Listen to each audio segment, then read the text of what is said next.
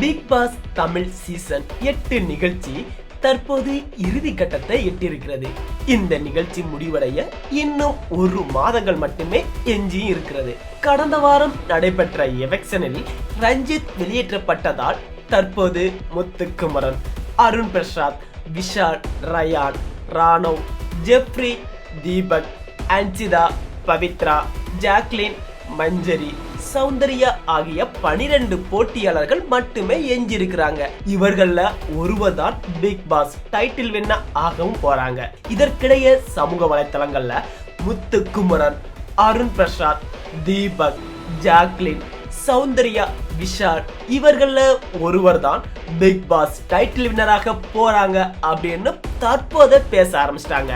இவர்கள ஒருவர் தான் title winner ஆக போகிறாரா அல்லது மீதமுள்ள போட்டியாளர்கள யாரேனும் பிக் பாஸ் டைட்டில் வின் பண்ணுவாங்களா அப்படின்னு பொறுத்திருந்து பார்க்கலாம். இது ஒரு புறம் இருக்க, பிக் பாஸ் நிகழ்ச்சியில வாரம் எவெக்ஷனும் நடைபெறும்.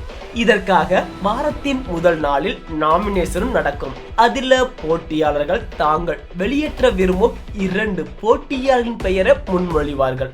அந்த வகையில இந்த வாரம் நடைபெற்ற நாமினேஷன்ல அன்சிதா, ஜெப்ரி, ஜாக்லின், ராணவ், விஜய், விஷால், மஞ்சரி, பவித்ரா ஆகிய போட்டியாளர்கள் இந்த வாரம் எவெக்ஷன்ல நாமினேட் செய்யப்பட்டிருக்கிறாங்க. இதன் மூலம் பிக் பாஸ் சீசன் 8 போட்டியாளரான ஜாக்லின் புது சாதனை ஒன்றையும் படைச்சிருக்கிறாங்க. பிக் பாஸ் வரலாற்றுல தொடர்ச்சியாக 12 முறை நாமினேட் ஆன போட்டியாளர்கள் என்கின்ற சாதனையை ஜாக்லின் படைத்திருக்கிறாரா. இதற்கு முன் பிக் பாஸ் நிகழ்ச்சியின் 5வது சீசன்ல பாவ்னி இதே போன்று தொடர்ச்சியாக 12 வாரம் நாமினேட் ஆகியிருந்தாங்க. அந்த சாதனையை தற்போது ஜாக்லின் சமன் செய்திருக்கிறாரு. இதே போன்று அடுத்த வாரம் நாமினேட் ஆனால் தனி வரலாறு படைத்து விடுவார் ஜாக்லின்.